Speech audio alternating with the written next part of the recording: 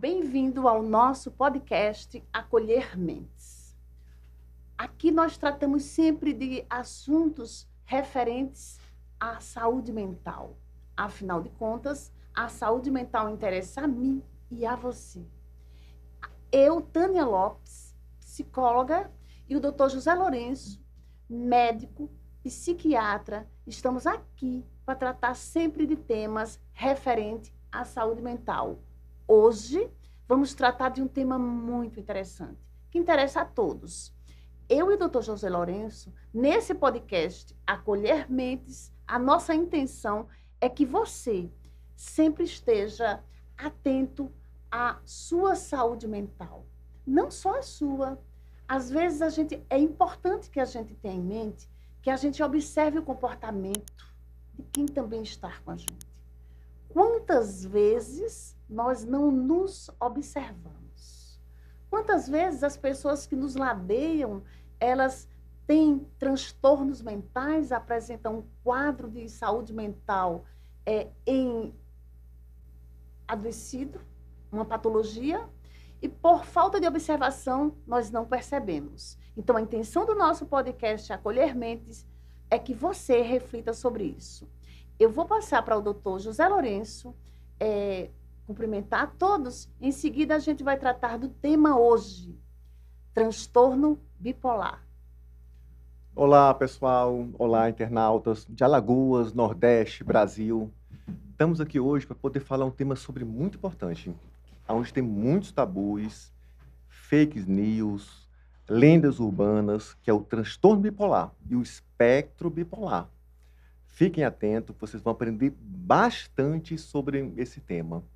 Um tema que, infelizmente, poucos profissionais dominam e, com isso, tem muita desinformação. Viu, Tânia Lopes? Vamos lá. Vamos lá. Transtorno bipolar. O que é o transtorno bipolar? A gente, infelizmente, ouve as pessoas tratarem de um tema tão sério, porque o transtorno bipolar também é uma doença depressiva.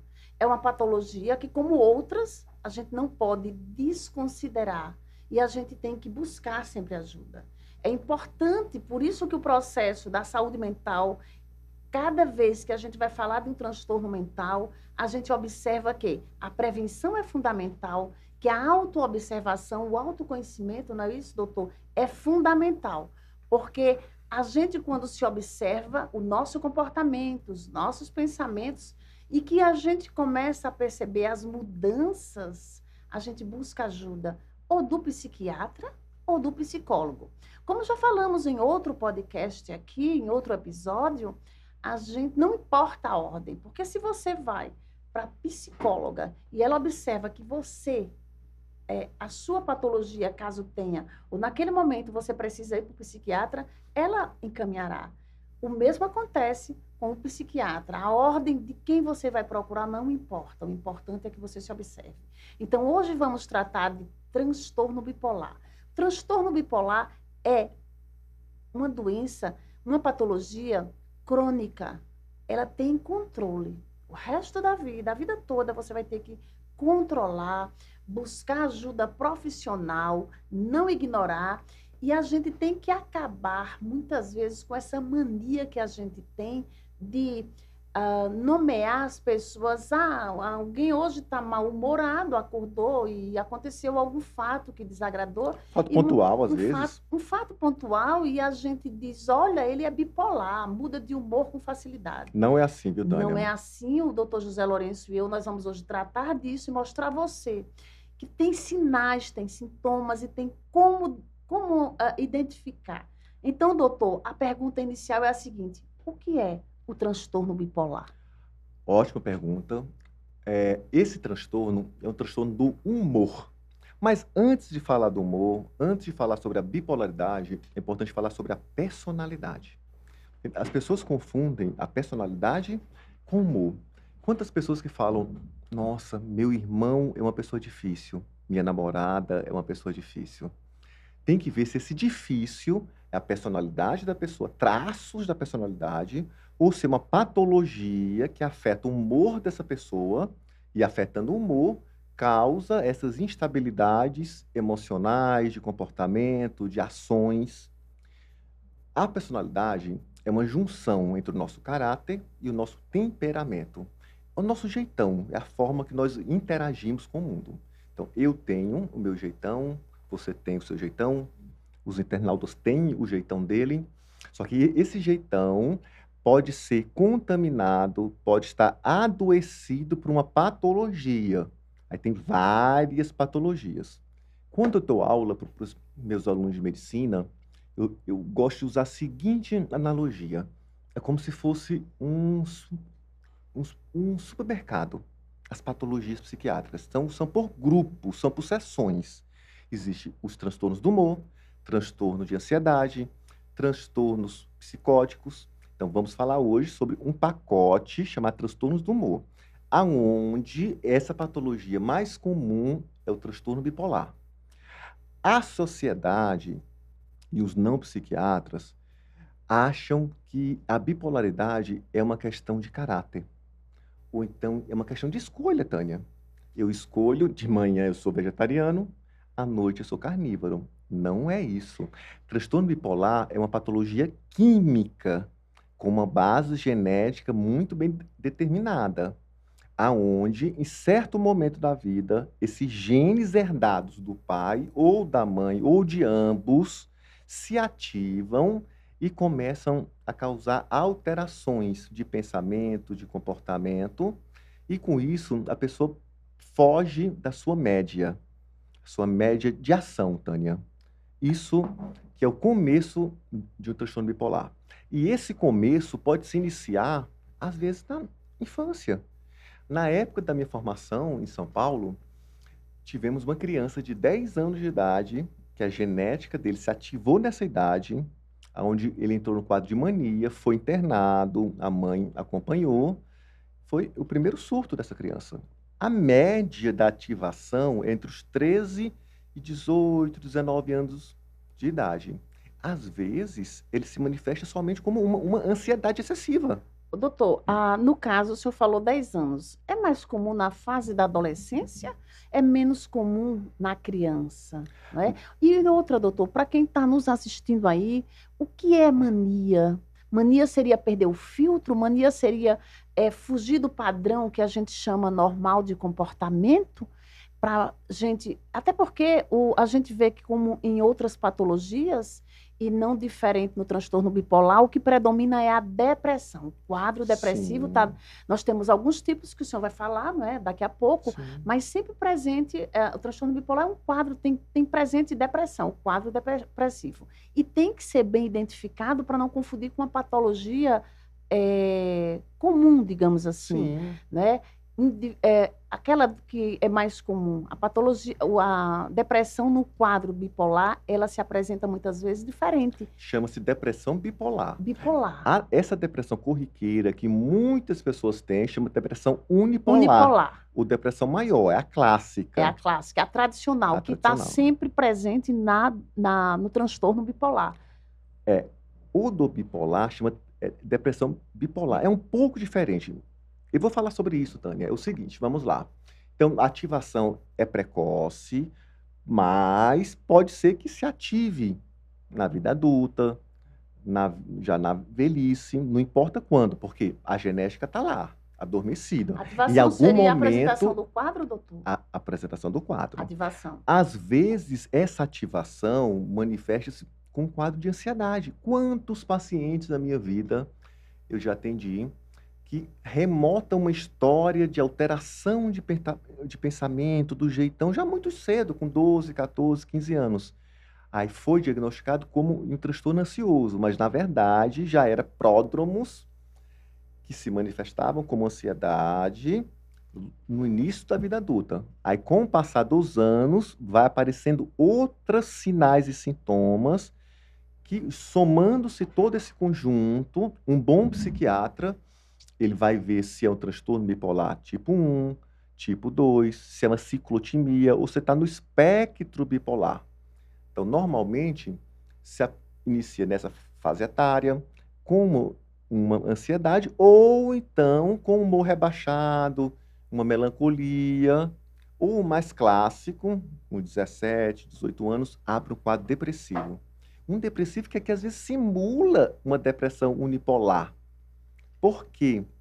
Época da juventude, muitas transições, É mais comum. muitos conflitos. E a hipomania ou a mania, mais fácil, a hipomania pode ser confundido como alteração de comportamento causado por essa transição de vida, da vida da infância para a adolescência. Mas a gente refinando a história do paciente, a gente identifica que momentos de hipomania ou momentos de mania de fato. E aí, doutor, a questão da identificação é fundamental, porque um, um quadro de transtorno bipolar para medicar é bem diferente de uma depressão unipolar. Inclusive, a literatura, e o senhor vai falar bem disso, que é a pessoa certa para falar disso, dessa questão medicamentosa, a gente sabe que a medicação de quem tem a depressão bipolar, não medicada corretamente, é terrível, né? Os efeitos são Sim. danosos. E aí, eu queria que o senhor falasse disso. A diferença aí da medicação, porque a medicação unipolar, acredito que tem que passar o antidepressivo. E a bipolar? Fala sobre isso, por favor. São os estabilizadores do humor. Uhum. Só que, às vezes, no quadro inicial, no começo da infância ou adolescência, mesmo um bom psiquiatra ou um bom psicólogo, ele falta informações para poder pensar numa depressão bipolar ou no início de uma bipolaridade. Aí medica com o antidepressivo. Mas o antidepressivo ali era pensando no transtorno de ansiedade. E aí, esse antidepressivo pode, às vezes, melhorar parcialmente ou pode até agravar e ativar mais ainda esses genes. Mas, às vezes, a história está lá muito clara, o profissional não tem tanta experiência e não consegue identificar. E aí, prescreve a sertralina, a fluoxetina e vários outros medicamentos de tarja vermelha. O paciente não melhora ou até piora e fica aí anos e anos como uma ansiedade refratária, um transtorno depressivo refratário. O psicólogo não consegue avançar tanto. Por quê? Porque precisa de uma química cerebral bem ajustada para as ferramentas ensinadas pela psicologia serem colocadas em prática por aquele paciente. Psicoeducação. Psicoeducação e a psicoterapia. Então, muitos pacientes, às vezes, chegam comigo e falam, José, faço terapia há 2, 3, 4 anos, mas eu estou estagnado, eu estou empenhado, a minha psicóloga é muito competente. Aí, quando eu vou entrevistar, na primeira consulta, vejo que o diagnóstico estava errado há anos. Era um transtorno bipolar, independente de qual subtipo, e ele estava sendo tratado como um transtorno ansioso puro, ou um transtorno ansioso / depressivo. E aí, a medicação, de forma equivocada, trava a evolução do paciente. Então, por isso que a literatura brasileira e mundial demonstra em vários livros atualizados que a média de demora de diagnóstico vai de 8 a 12 anos, de acordo com a literatura. Isso é no Brasil, na Austrália, no Canadá, em Londres, justamente pela complexidade da doença e pela má formação dos colegas que, às vezes, não conseguem identificar esses elementos. Muitas vezes, Tânia, por consultas rápidas, no plano de saúde, ou na rede básica, ou no SUS, porque no SUS, infelizmente, a demanda é muito alta. Os profissionais, quando trabalham no SUS, eles têm que atender uma quantidade de pacientes naquele turno. E aí tem que fazer perguntas bem direcionadas. E às vezes passa batido. E aí fica anos e anos e anos sendo tratado de forma equivocada. Então, deu para ver, nós que estamos aqui conversando com o doutor José Lourenço, médico psiquiatra, o psiquiatra, o profissional, é a área, é o profissional, é a especialidade que é competente tecnicamente para tratar do transtorno bipolar, junto, é evidente, com os profissionais psicólogos, né? Porque a junção sempre tem que existir. E aí a gente observa o seguinte, que a consulta, por isso que você vai ao psiquiatra e diz, eu passei 1h30 na consulta, eu passei X tempo na consulta, Porque é uma anamnese delicada, é a história de vida do paciente. Os detalhes fazem a diferença. Imagine você ter um transtorno bipolar e, infelizmente, por questões diversas, alheias às vezes à sua vontade, você tem 12 anos para identificar a doença. Porque a partir do momento que existe essa demora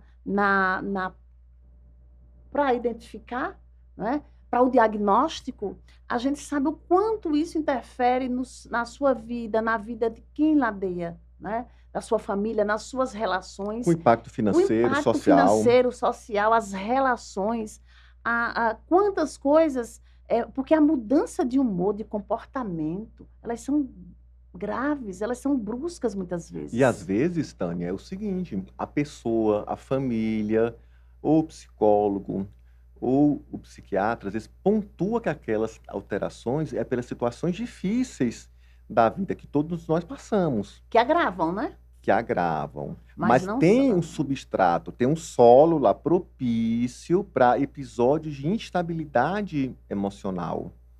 E aí, se esse solo não for tratado quimicamente de forma correta, ele sempre fica tendo esses episódios recorrentes. A psiquiatria moderna, ela continua valorizando muito a psicologia, a história de vida da pessoa, os traumas da infância, adolescência, mas também nós olhamos muito hoje a questão genética, Tânia. A psiquiatria avançou muito nesses últimos anos. A bipolaridade é uma patologia multigênica.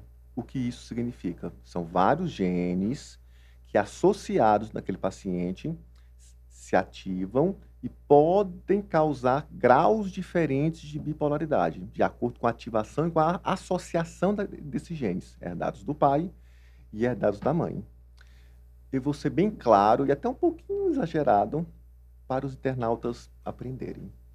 Vamos fazer uma situação hipotética. O Antônio, um homem de 30 anos de idade, recebeu o diagnóstico de transtorno bipolar, não importa se foi tipo 1 ou tipo 2. Essa patologia, Tânia, não veio do além. O Antônio herdou essa genética do pai ou da mãe ou de ambos. O mais comum é que seja de um genitor. Se esse genitor tiver mais 10 irmãos, ou então se o Antônio tiver 10 tios, todos os 10 tios têm a genética da bipolaridade na corrente sanguínea. Só que a maior parte da família tem a sorte da genética ficar desativada. O pai do Antônio não ativou, mas passou a genética para o Antônio. Está lá guardado. Está lá guardada. Os outros tios e os primos do Antônio têm a genética lá. Só que a maior parte das pessoas fica desativada. Algumas ligam 100%, que foi o caso do Antônio. Outros, a genética pode ativar por um certo período, por motivos desconhecidos ou por situações difíceis da vida. Aí pode ativar, desativar. Aí pode ligar como depressão, como ansiedade, como mania ou como hipomania, ou um pouquinho de cada um ao mesmo tempo. Aí, dependendo da biologia desse paciente, ela pode desativar sozinha ou não desativar e precisar de uma ação medicamentosa. Então, ela pode ir flutuando. Ou tem outros familiares que ficam a vida inteira com ela desativada. Mas a genética não desaparece, isso é repassada. Se o Antônio, que tem o diagnóstico, tiver 3 filhos, esses 3 filhos herdaram a genética. Está lá. Por isso que eu tenho muitos pacientes que marcam consulta comigo e falam: José, eu estou muito bem. Quero confirmar com o senhor se realmente eu estou muito bem. Mas como a minha mãe, ou meu pai, ou meu irmão são bipolares, e eu sei que é uma patologia genética, eu quero acompanhar, eu quero dicas de como eu posso desativar ou deixar esse gene adormecido. Isso chama psiquiatria preventiva. Então, estamos chegando até a esse ponto. Que hoje a gente sempre convoca isso aqui, esse podcast Acolher Mentes, é prevenção. Porque a partir do momento que você está aí nos assistindo, para ouvir a importância e o que é transtorno bipolar, Quando eu tenho conhecimento, quando você tem conhecimento, é uma forma da gente também identificar no outro, identificar na gente e até prevenir. Sim. Até porque quando a gente convoca o psiquiatra, o psicólogo e todos os profissionais da saúde, nos convoca e convoca você para ter um estilo de vida mais saudável, ter a higiene do sono, praticar atividade física, uma boa alimentação, isso tudo é prevenção, seja de depressão unipolar, seja de depressão bipolar e seja outro transtorno, porque saúde mental, ela interfere no corpo, na mente, em tudo. Então, quando a gente se cuida, quando a gente previne, a gente está salvando a qualidade de vida da gente e salvando vidas. É importante que a gente tenha essa consciência, que busque o profissional. Imagina um transtorno bipolar, onde é ativado e você não está bem medicado, o quanto isso modifica, compromete a sua qualidade de vida. Não tem como a gente ignorar, não tem como ter vergonha de falar. Porque do jeito que você toma um remédio para depressão, para diabetes, você pode também cuidar e tomar para um transtorno e ter uma vida melhor. Eu queria que o senhor falasse sobre esses mitos, doutor, das pessoas, como elas se sentem, como elas às vezes sofrem de esconder, não se sentirem bem em falar, até porque nós, sociedade, muitas vezes colaboramos para que a pessoa, além de ter um transtorno que muitas vezes demora anos para ser identificado, ela já sofre com isso, ainda tem a sociedade que muitas vezes massacra, não respeita e rotula de mal-humorado, de insuportável. Então, a gente tem que ter esse cuidado de, antes da gente rotular, acolher. Porque o meu propósito, o propósito do doutor José Lourenço, o seu propósito é levar em consideração que hoje, que sempre é importante, acolher mentes. Doutor, por gentileza, fale aí dos mitos. Por que as pessoas não falam que tem, mesmo quando elas sabem? Por quê? Antes de falar o porquê, Tânia, é importante voltar a falar sobre a personalidade. Então, todos nós temos o nosso jeitão, e esse nosso jeitão tem pessoas que é carregado com mais emotividade, ou com traços de patologias como borderline, ou outros traços de outras patologias que fazem, em alguns momentos, essa pessoa ficar instável emocionalmente. Isso não é bipolaridade. Bipolaridade é uma patologia que se sustenta alguns momentos de uma forma, outros momentos de outra forma, outros momentos um pouquinho de tudo. E esse quadro é um quadro que é recorrente. Já a personalidade é a pessoa em si. É um padrão há anos que o psiquiatra vai tentar identificar. E aí, dentro desse padrão, aí pode ser que apresente alterações pontuais que se sustentam por um certo período, dias ou horas ou meses, às vezes até anos, mais raro, mas por baixo tem a personalidade. Então, todos nós temos o nosso meio termo. Então, existe um grau de irritabilidade para cima, um grau de alegria para cima, existe um certo grau de tristeza que é aceitável, que é compreensível. Isso é para mim, para a Tânia, para a maior parte das pessoas que têm uma saúde mental legal. O que não pode é os extremos. Aí, esses extremos, a gente tem que identificar se faz parte da personalidade ou se é do transtorno de humor bipolar. Aí o psiquiatra vai fazer uma análise pontual de momentos da vida e com essas análises ele vai dar o diagnóstico. Às vezes na primeira consulta, às vezes na segunda, terceira, quarta, depende da história de vida de cada um. E aí depois que recebe o diagnóstico, a gente entra com a medicação. Sobre os mitos. Esses mitos, tipo, eu tenho a personalidade difícil, aí já acha que é bipolar ou que é borderline. Ou uma pessoa que se frustra com muita facilidade. Isso não é patologia do humor. Aí tem que ver e o que está por trás dessa baixa tolerância à frustração. Às vezes só tem essa baixa tolerância.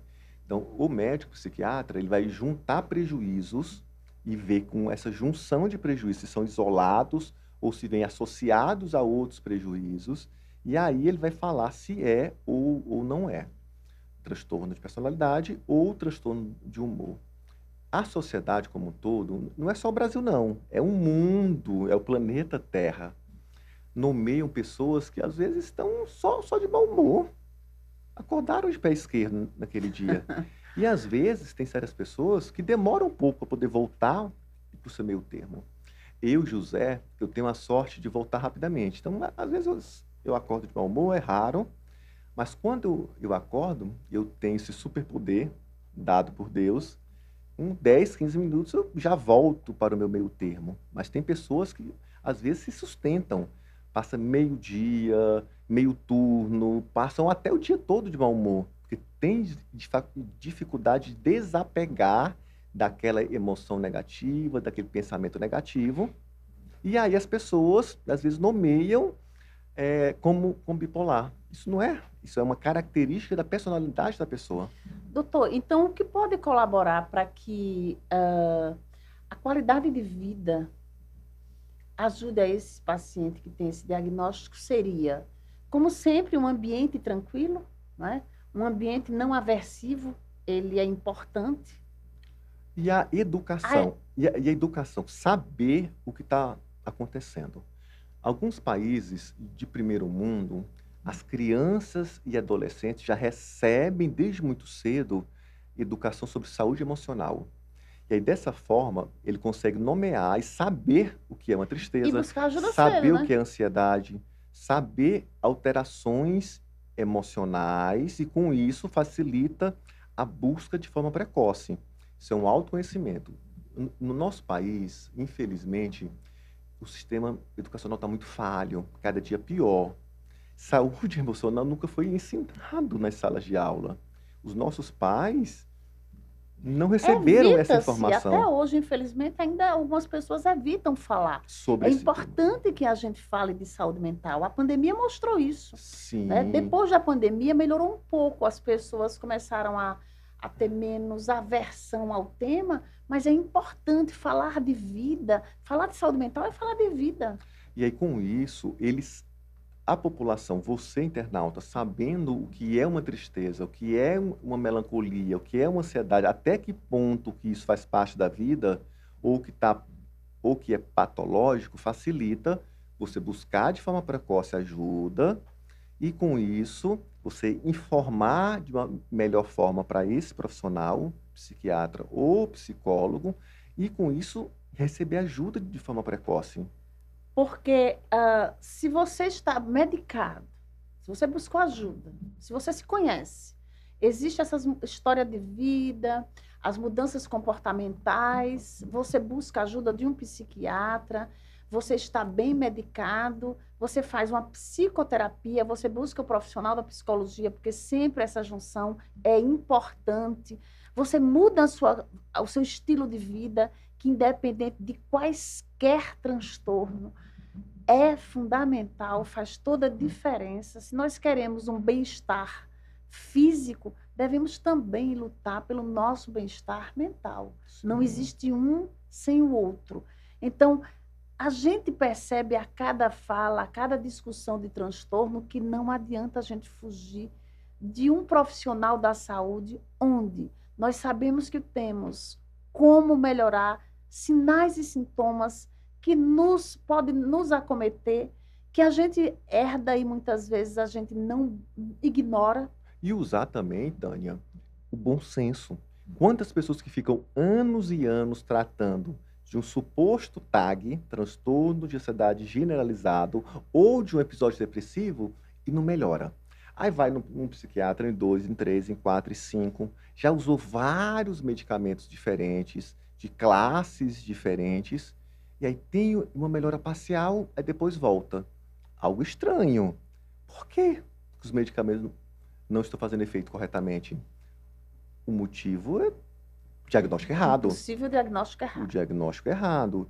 Isso, infelizmente, é extremamente comum. Trabalhei e morei durante muitos anos em São Paulo. Até São Paulo, onde é um grande centro de saúde, em todas as especialidades, diariamente eu mudava o diagnóstico de pacientes que passavam anos com o diagnóstico e o diagnóstico correto era transtorno bipolar. Às vezes, até o paciente suspeitava, falou, José, eu já pensei nisso, mas os médicos não pensavam nesse diagnóstico. Ou outros, infelizmente, não sabiam. E aí ficam anos e anos tendo prejuízos funcionais em diversas esferas da vida, porque a química cerebral não favorece. Às vezes a pessoa, com uma ótima moral, uma ótima educação, com ética, com vários princípios ali bem sólidos, mas a química cerebral guia a pessoa para um lado, guia a pessoa para o outro, mesmo que a vida esteja estável. Então, quando você suspeitar que tem algo de errado com você, procure ajuda. Se você fala, nossa, eu uso remédio durante tantos anos, já estou fazendo terapia e não avanço, estou estagnado, será que tem algo a mais? Será que o diagnóstico está errado? Ou então eu posso ter mais outro diagnóstico além desse que eu estou sendo São tratado? as comorbidades. As comorbidades. Então, Tânia, sempre, às vezes, vale a pena uma segunda opinião, uma terceira opinião, para você poder receber um olhar diferenciado e talvez ser beneficiado com uma outra grupo de medicamentos. Doutor, os tipos de transtorno bipolar, tem o tipo 1, tipo 2. Qual é o mais comum? Qual o comportamento desses transtornos quando Se ativam. quando se ativam? Porque como nós falamos aqui de ativação, né? Ativação é quando você muda o seu comportamento. E aí é quando se diferencia da depressão unipolar à bipolar. E quais os comportamentos que essas pessoas emitem? E que muitas vezes são mal interpretados, inclusive porque tem. É muito comum saber que, infelizmente, pode existir profissionais, psicólogos ou psiquiatras, que às vezes eles não ignorem, por conta do sistema, etc., passem despercebido. Mas também nós temos que chamar atenção para você. Se observe. Não deixe de ir dizendo, não tem jeito, é assim mesmo. Eu sou assim, eu nasci assim, eu morro assim. Isso é uma fala equivocada. Você nasceu assim, mas a gente pode melhorar isso.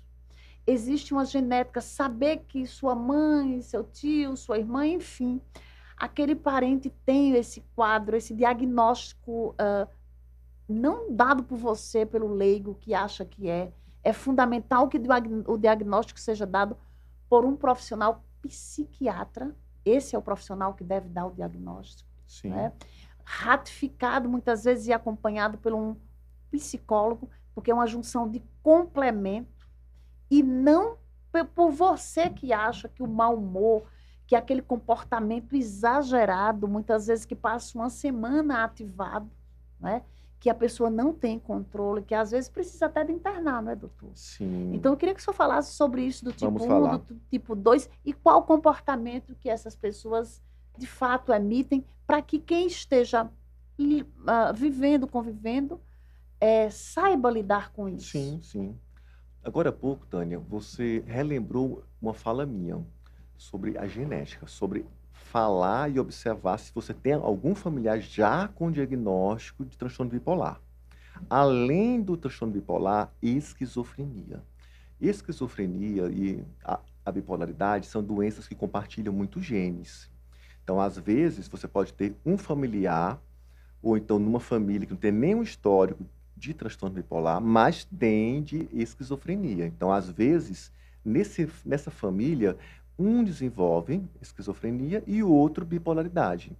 Então, você, internauta, que tenha um irmão, um primo, não importa se é de primeiro, segundo ou terceiro grau, que já tenha recebido esse diagnóstico por um psiquiatra competente de esquizofrenia, e você estiver tendo esses prejuízos que estamos falando, você tem que informar na consulta para o seu psiquiatra, olha, eu tenho um primo que é esquizofrênico. O bom psiquiatra que estiver atualizado, ele vai saber dessa informação, olha, esquizofrenia compartilha genes com a bipolaridade, para poder colocar isso como possibilidade diagnóstica. Agora eu vou falar sobre as características. Quando o paciente está em depressão, não importa se é unipolar ou se é bipolar, é bem notório os sinais e sintomas. Todo mundo se reconhece. Eu vou iniciar falando sobre a hipomania ou a mania. Nós temos o nosso jeitão, que eu falei agora há pouco, umas 2 vezes, que é a nossa personalidade. Então, a partir do momento que a gente nota que em certos momentos da vida, o nosso jeitão fica com mais excessos, com mais excesso de energia, mais excesso de energia voltada para um objeto. Um exemplo. Bem visível, não é, Já doutor? tive pacientes que tinham que trocar de celular. E aí eles passavam 15, 30 dias estudando a fundo, e ele nem precisaria disso, porque ele não era um profissional da TI. Ele não utilizava Mas aquele focou celular. naquilo naquele momento. Mas deu um hiperfoco naquele objeto, em excesso. Aí compra o objeto Temporariamente, doutor? temporariamente, aí compra o objeto, cessa esse hiperfoco, ou pode ter a mudança de uma semana depois, ou então depois de 15 dias, para um outro hiperfoco. Troca Troca o objeto do objeto. foco. O objeto do Objeto. foco. Aí pode ser para o trabalho, pode ser para o sexo, pode ser para compras compulsivas, para bebida. Fala, nossa, eu tenho o meu padrão de consumo de bebida, mas tem épocas, doutor José, que eu sinto assim de dentro de mim uma vontade de beber mais do que eu deveria. E é do nada. A minha vida está até no meio termo, não tô estressado, não estou nada, mas eu sinto que vem essa vontade. Da onde é essa vontade?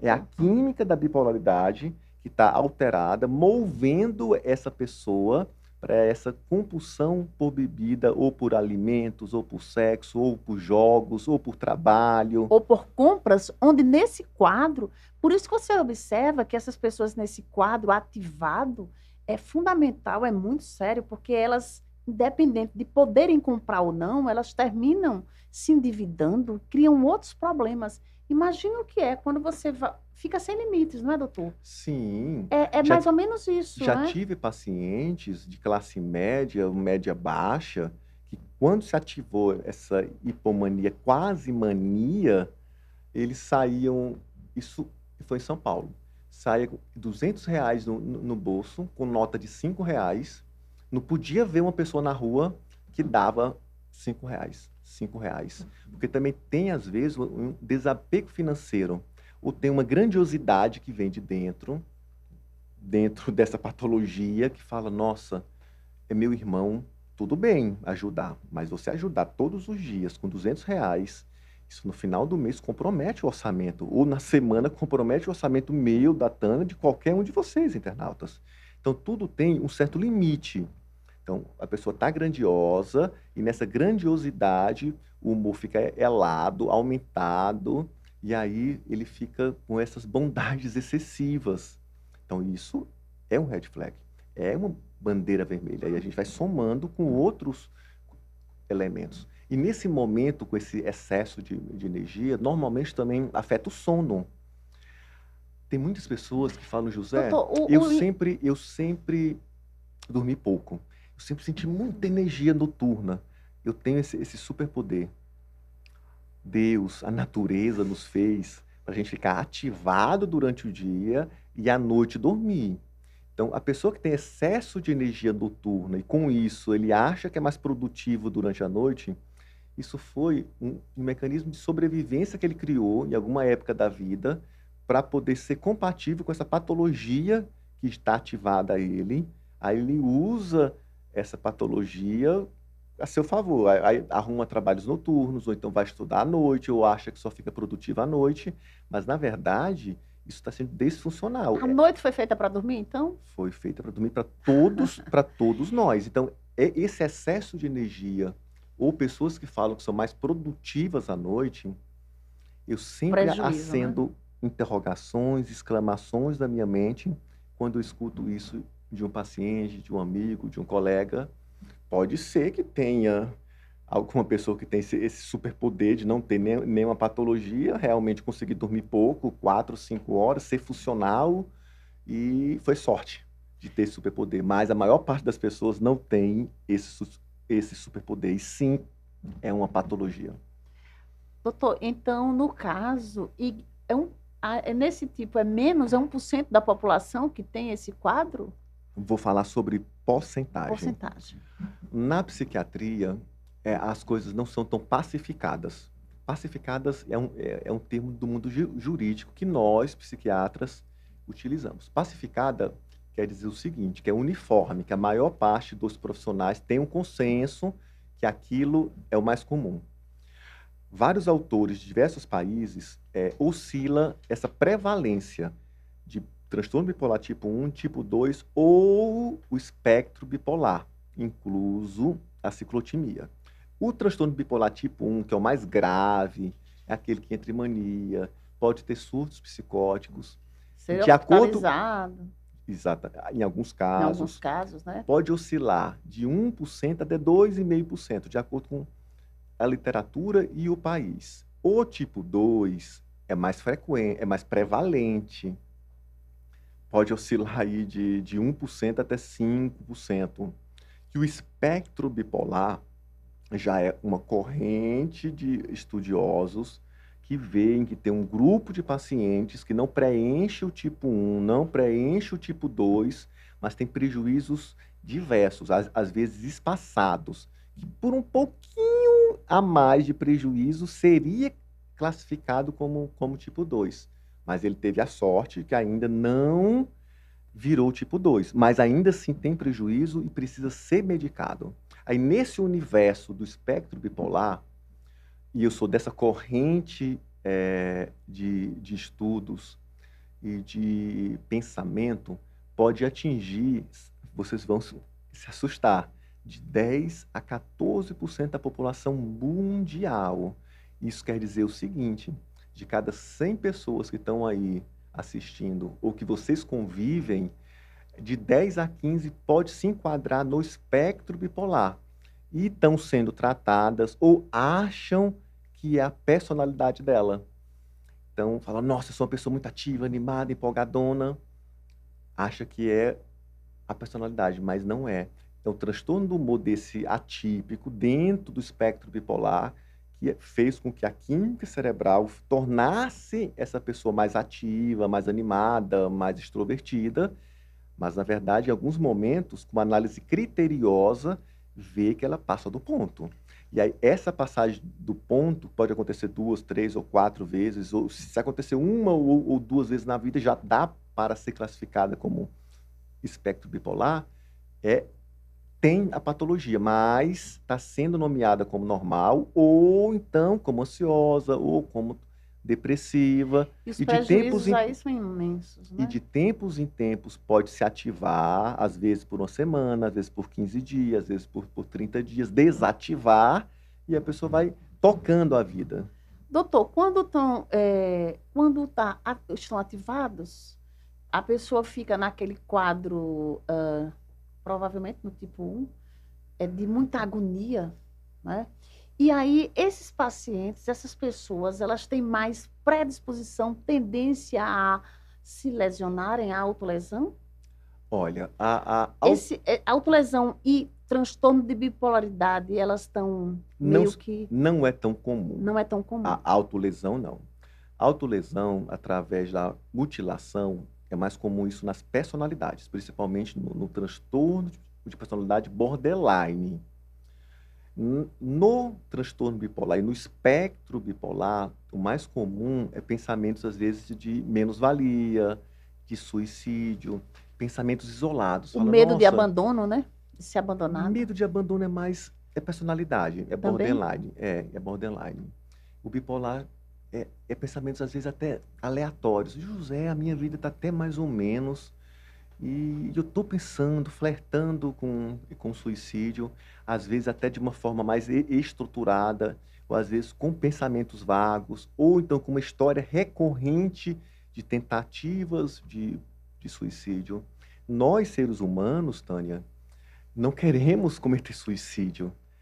Eu já trabalhei em grandes hospitais em São Paulo que eu atendia vítimas de tentativa de suicídio na UTI desse hospital, logo que eles recobravam a consciência.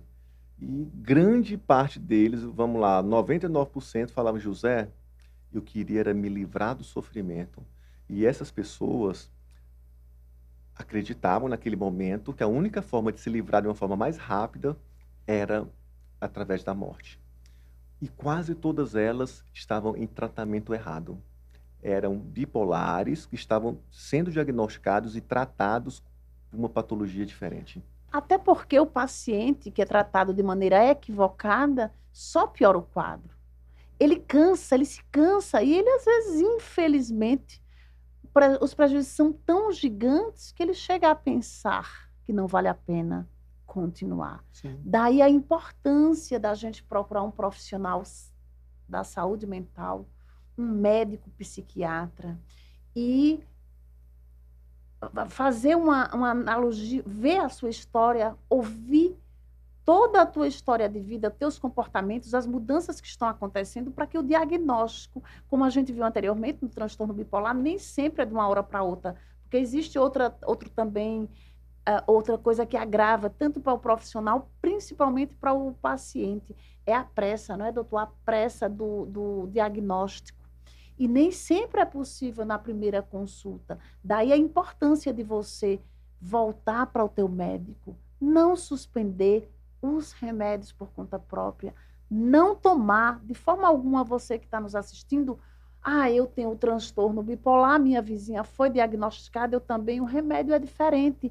Porque, inclusive, o transtorno bipolar, ele também, em cada pessoa, ele é personalizado. Personalizado. Não Então, existe receita, né, doutor, para todos, Na pronta. psiquiatria não existe receita de bolo. Por isso que eu sou tão apaixonada por essa patologia, por essa especialidade. É um desafio, cada pessoa é Cada única, né? paciente tem a sua receita de bolo, cada paciente é especial e precisa de um manejo químico de fala para poder obter o sucesso com aquele paciente. Às vezes, já tive vários casos de uma família assim de 7, 8 pessoas, 2 ou 3 ativaram a patologia, se tornaram bipolares e os 3 filhos do mesmo pai e mãe, ou então primos, cada um se manifestando de uma forma diferente. Então, Doutor, você que conhece a alguém... herança, tem 10 pessoas na casa. O senhor já explicou muito, pontuou muito bem anteriormente, que uns desenvolvem, outros não. Sim. Ok. Mas algum desses 10 pode não ter? Guardado a genética? Não, todos têm. Todos têm. Todos têm. Então é genética. Em graus diferentes.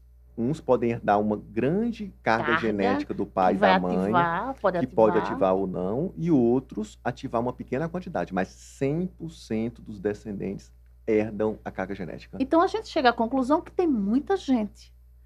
Infelizmente, tem os que estão com o diagnóstico incorreto, os que não buscaram ajuda e aqueles que estão medicados, que graças a Deus, que bom que já tem um diagnóstico e com certeza você, se for um desses privilegiados, não é, doutor? Sim. Porque tudo bem, se tem como cuidar dessa patologia, se tem remédio, vamos tomar. A gente toma remédio para tantas outras patologias, por que não para a saúde mental?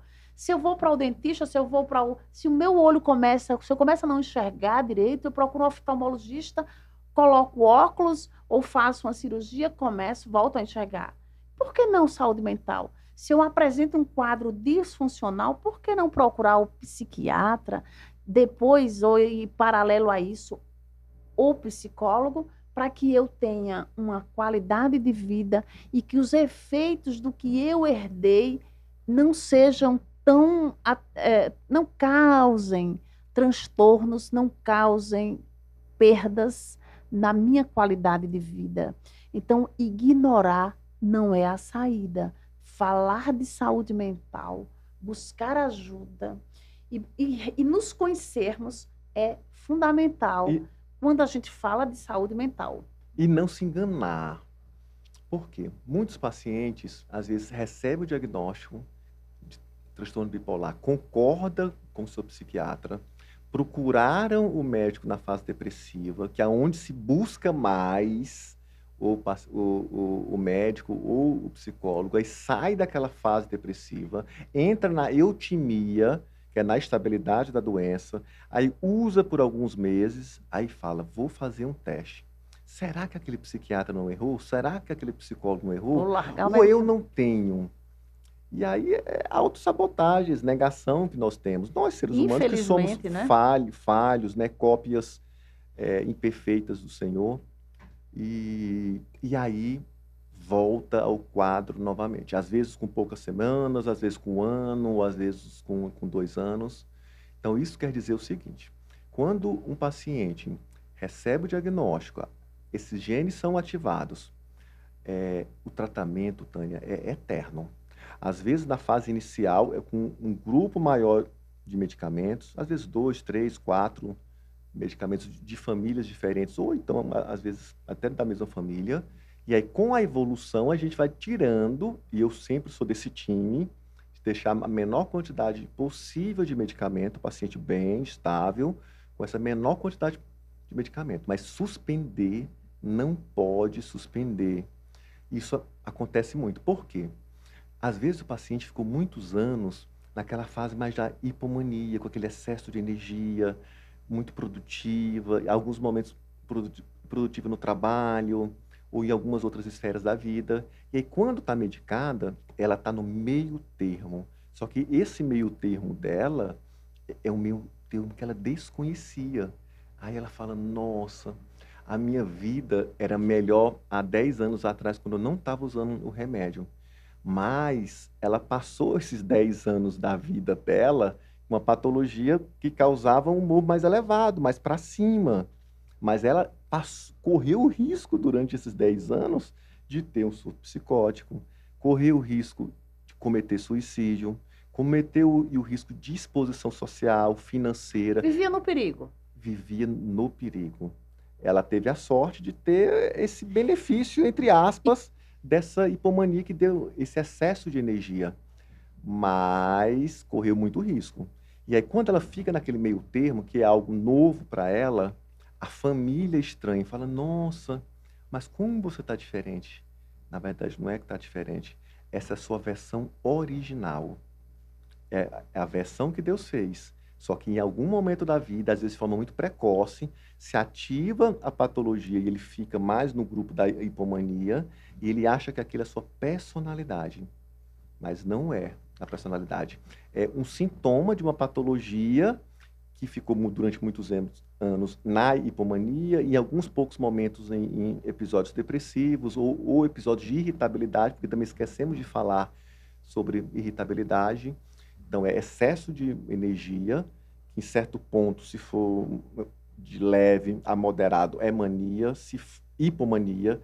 Se for muito em excesso, desorganiza o pensamento e o comportamento, aí se torna uma mania. Os pensamentos vão além, não dão conta da pessoa. A pessoa não dá conta. É o excesso de tudo. Pensamento De tudo, né, doutor? que arboriza.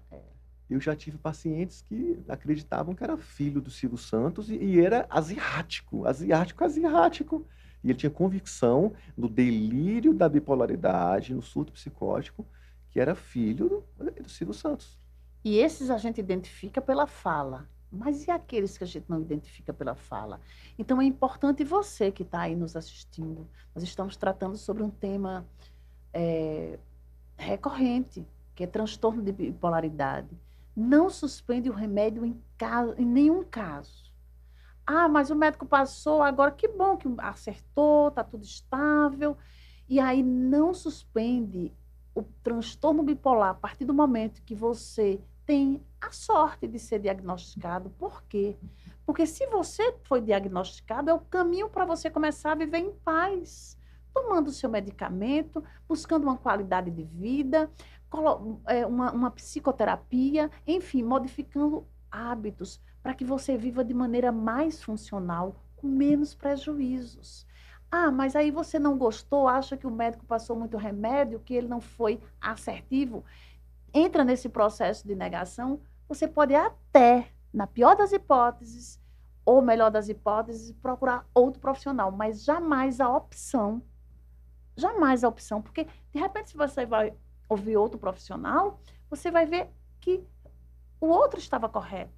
Que isso, como nós falamos desde o início, é um quadro crônico. Isso quer dizer o quê? Você vai ter controle, você vai tomar o remédio o resto da vida, mas não tem como se separar a partir do momento que ativa, não é isso, doutor? Sim, não tem. Muitos pacientes recebem o diagnóstico, aceitam, e aí vão em busca de se educar com outras fontes. Eu acho legal. Eu sou do time de quanto mais conhecimento, melhor. É, Mas hoje existe muito conhecimento, muito raso e até equivocado no YouTube. muito. Eu não falo nem de outras plataformas como o TikTok, porque ali em 1 minuto ou 2 não tem como saber nada. Então, muitos pacientes, durante a consulta, na primeira ou segunda consulta, eu faço uma filtragem.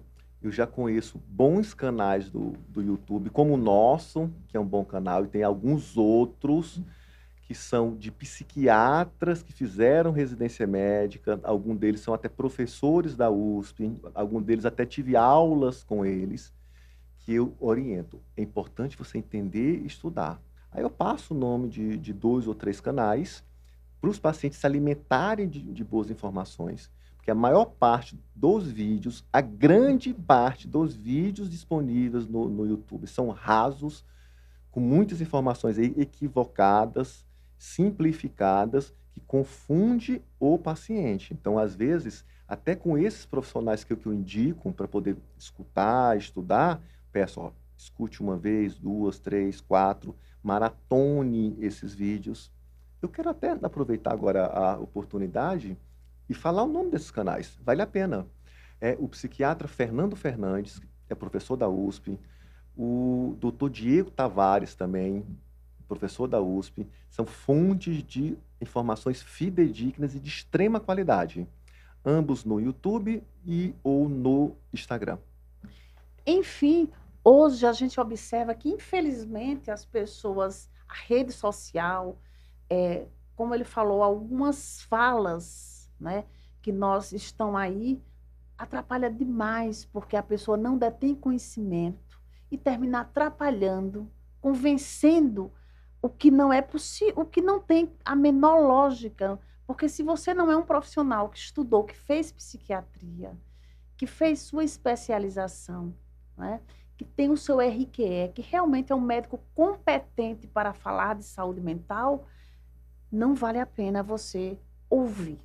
Por isso que a gente sempre recomenda, olha para quem você está indo, o que é que você está ouvindo. Eu costumo muito dizer isso às pessoas.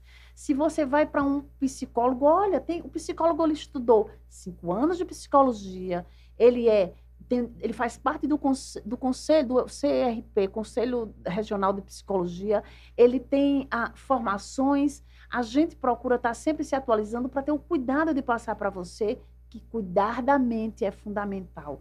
Cuidar das tuas escolhas. O que você está assistindo? O que você está vendo? De repente, você procura um profissional sério que te remete ao caminho assertivo e aí tem outros que dizem, não, mas isso aqui em 1 minuto eu resolvo. Em 1 mês você fica bem. Quando os estudos mostram que para ter, muitas vezes, infelizmente, você acha que a gente queria essa realidade? Não sou eu, Tânia Lopes, psicóloga, que estou dizendo, não é o doutor José Lourenço, médico psiquiatra, que está dizendo que são de 10 a 15 anos para muitas vezes ter um diagnóstico. Isso imagina você ouvir alguém dizendo, olha, rapidinho eu te cura. Por isso que alguns pacientes chegam no consultório do doutor José Lourenço, ou até na gente, enquanto psicólogo, diz, quantas sessões? Né? Como assim? Vai depender da tua história, vai depender do que você está sentindo. É uma série, a gente não tem como garantir quantas, a gente tem como garantir que é delicado, que precisa ser cuidado, e tem sim como quaisquer situações, quaisquer transtornos, seja ele independente de certos rótulos equivocados, cuide da sua mente. Vale a pena cuidar da vida, porque tudo bem cuidado fica mais fácil de seguir. Não é isso, doutor? Sim, assine embaixo nisso tudo. E é importante também a parceria entre o psiquiatra e o psicólogo. Porque muitas vezes o psicólogo vem com um discurso, às vezes, infelizmente, sem muito conhecimento da bipolaridade, nomeia aqueles sinais e sintomas por outros motivos. Aí um psiquiatra bem formado diagnostica e fala que é transtorno bipolar, o psicólogo tem uma opinião, e aí se os dois não conversarem para poder entrar no consenso, aí o paciente fica nessa gangorra aí. Então, por isso que muitas vezes é importante Licença, o nesse contato. exemplo que o senhor deu, então não seria nem profissionais competentes. Porque o profissional competente, ele tem que ter a parceria, a sintonia, pensando em você, paciente. Não é verdade, doutor? Mas muitas vezes, muitos internautas aí não conseguem buscar medicina privada.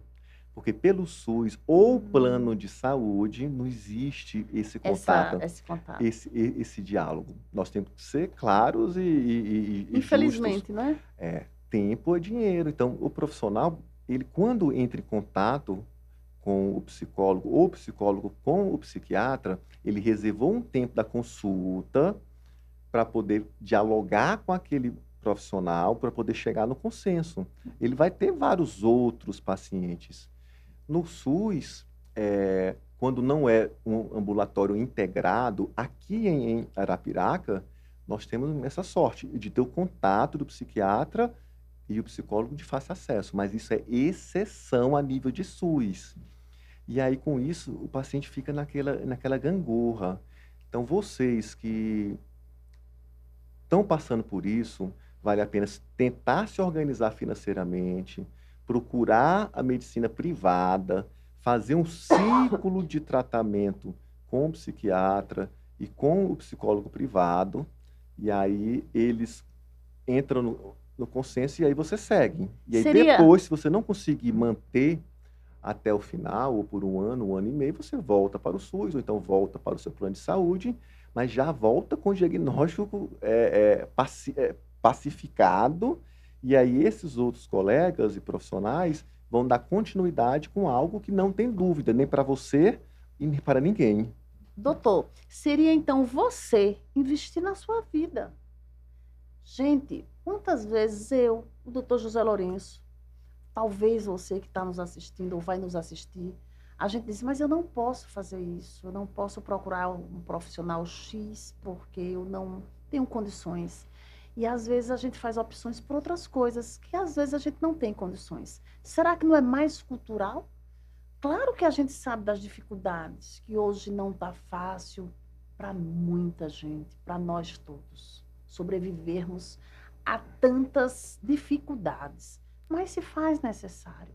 Porque quanto mais dificuldades o mundo nos apresenta, nós temos que estar mais saudáveis. Então, a prioridade seria o quê? Investir na nossa saúde mental. Eu trabalho no SUS, aqui na cidade de Feira Grande, e lá a gente tem a sorte de ter essa parceria psicólogo e o profissional psiquiatra. Isso é fundamental.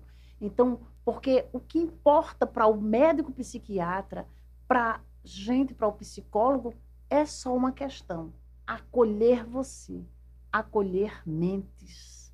A nossa luta é o bem-estar mental, porque isso importa. Então, cada um, eu, ele, você, valorize isso. Sim. Não é verdade, doutor? Sim, sim. Estamos quase na reta final do podcast e vamos falar agora sobre tratamento. O tratamento, um médico prudente, ele vai iniciar geralmente com uma molécula, com um medicamento ou 2 medicamentos, e aí vai aos poucos, de acordo com a reação desse paciente a essa medicação, ele vai ajustando a dose. E é muito individualizado. Como já falei hoje em outros podcasts, tem pacientes que com 15 dias já voltam falando de José, tinha várias nuvens enegrecidas, acinzentadas na minha mente. Esses 15 dias de lítio, esses 15 dias de o X e Y remédio, essas nuvens saíram e eu estou enxergando a vida como ela é. Já tem pacientes que às vezes demoram 2, 3, 4, 5, 6 meses para entrar em remissão, mas todos entram em remissão. Quanto mais precoce a busca, quanto mais jovem você for, melhor. Mas eu já tive pacientes que passaram 40 anos da vida tratando de forma equivocada e eu consegui, junto com o auxílio dele, ele fazendo a parte, Deus, nosso Pai, esse paciente pedindo e deixando Deus agir na vida dele também, ele conseguiu zerar os sintomas, entrar em remissão total e aí manter o uso da medicação. Então, sempre tem solução aqui na Terra. Basta a gente fazer o que tiver no nosso alcance, ou até às vezes um pouquinho mais do alcance, que a gente consegue entrar em remissão. Do transtorno bipolar e de dezenas de outras patologias ou situações, Tânia. O importante nessa reta final, eu quero dizer a você o seguinte: quem quer ter um diagnóstico de transtorno bipolar, ou outro transtorno, ou outra patologia, eu não quero, o doutor José não quer, nem você. Mas, a partir do momento que nós temos o diagnóstico de um profissional competente, a gente tem uma coisa ideal para fazer: aceitar, conviver, se medicar, tomar os medicamentos, porque segue uma vida normal. Quantas vezes, por exemplo, na questão do hipotireoidismo, quantas pessoas não vivem hoje sem a tireoide? Sim. E quem faz a função dos hormônios da tireoide, que é um órgão que é importante Essencial. demais, essencial, é o medicamento. Sim. Eu sou um exemplo disso. Sim. Eu não tenho a minha tireoide. Eu tomo os remédios para o resto da vida. E tá tudo bem. Que bom que tem um remédio. Sim, Ele ser é grato. meu amigo. Eu tive uma médica competente que viu que a tireoide estava disfuncional. A gente acompanhou, tratou. Ela chegou à conclusão que não era ideal permanecer, porque podia gerar outras situações mais difíceis, e retiramos. Nunca tive problema. Eu estou dando um exemplo para que a gente veja que cada um da gente, nós temos certas particularidades. Sim. E a gente abraça e faz disso uma amiga. E particularidades, Tânia, que às vezes a gente nasce com ela. Isso. Quantas pessoas nascem com alguma característica diferente? Sem um braço, ou com uma E atrofia de aprendem a viver membro, sem ou ele. déficit visual, ou déficit auditivo, e somos todos iguais.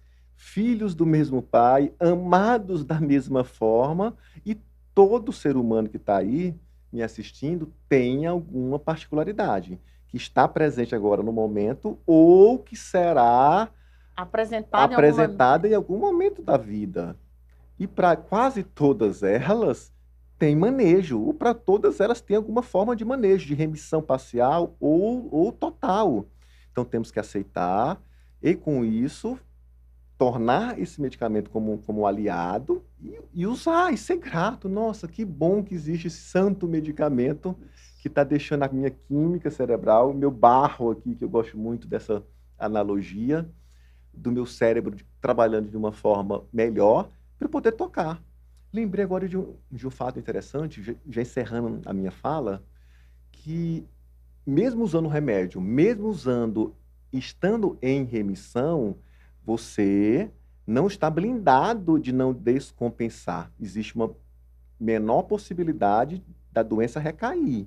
Mas eu não estou blindado para nenhuma patologia. Não é porque eu sou psiquiatra que eu tenho superpoder. A Tânia Lopes também não. Ela é um ser humano, não é porque ela tem um conhecimento um pouco a mais do que vocês, internados, que eu tenho um conhecimento um pouco a mais, que nós não podemos adoecer.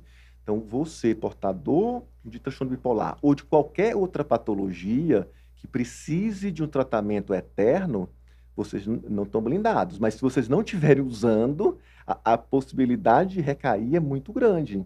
Então, nós temos uma vida normal, como qualquer ser humano. Altos e baixos, de acordo com as particularidades e fragilidades e as situações que a vida nos propõe, apresenta, né? nos apresenta. E tudo bem. E aí, fazer do remédio seu parceiro é o ideal. Porque eu, particularmente, como eu citei no exemplo anterior, tomo o meu remédio, levo uma vida normal. Mas olha se eu não tomar, olha se eu insistir. Quer dizer, o que vale a pena, você que está aí, você pode estar tomando um remédio porque você foi para o psiquiatra, não se considere diferente de ninguém. porque você está tomando para sua saúde mental, para o seu bem-estar mental. Eu estou tomando porque a minha tireoide não tenho mais, não funcionava bem. O doutor pode estar tomando um remédio para pressão porque precisa estar em ordem, né? Ela Sim. fica disfuncional. E cada ser com a sua patologia, a sua especificidade. O importante é a gente aceitar e levar uma vida o mais saudável possível. Como ele falou, a gente está no final, nós falamos sobre transtorno bipolar. E a mensagem que a gente dá sempre é a seguinte: se acolha. Eu vou passar para o doutor José Lourenço, dizer onde ele atende, como você pode encontrar ele nas redes sociais. Pode me encontrar no meu Instagram, drjoselourenço.psiquiatra. Lá vai ter telefone de contato, atendo telemedicina todo o Brasil e todo o mundo, tem vários pacientes em diversos países. E fisicamente, nesse belo município chamado Arapiraca, próximo da capital mais bela desse país, chamada Maceió. Então, se vocês vierem aqui a Maceió, ou então pessoal aqui da região, de Garanhuns, interior de Pernambuco, Sergipe, que quiser vir aqui a Arapiraca, será bem recebido e vou me esforçar ao máximo para tentar auxiliá-los na solução desse problema. Muito obrigado, atenção. Peço que nos sigam, curtam, compartilhem esse vídeo e vários outros vídeos aí disponíveis. Logo, logo vamos ter cortes, tá bom? E estamos sempre trabalhando para poder aprimorar. Estamos aqui com todo o carinho do mundo para poder educar e dar o nosso melhor. E não se esqueçam, Deus sempre em primeiro lugar e aqui na Terra nós tentando fazer a nossa parte da melhor forma possível. Um abraço. Eu, Tânia Lopes, psicóloga, eu sou apaixonada pelo universo feminino. Eu sou especialista, atendo mulheres, mas eu atendo pessoas a partir de 15 anos, homens e mulheres. A minha rede social é psicóloga Tânia Lopes. Psicóloga Tânia Lopes, vai lá, nos sigam, né? Como o doutor José Lourenço falou, nosso podcast Acolher Mentes, vai lá, curta, compartilhe, é importante para a gente esse estímulo, tá? E eu atendo aqui em Arapiraca de forma presencial na Medcentro Arapiraca, fica ali no centro da cidade, e a rede social, já falei, psicóloga Tânia Lopes, e também atendo online. Então é um prazer sempre estar aqui com você, estar aqui com esse médico psiquiatra competente e profissional que veio do Sul e é apaixonado como a gente pela nossa cidade, pelo nosso estado, e nós dois temos algo em comum, como alguns colegas profissionais, mas nós somos empenhados e hoje o nosso propósito é um só. O nosso recado é: se acolha, porque o nosso propósito é acolher você e acolher mentes. Até o próximo episódio.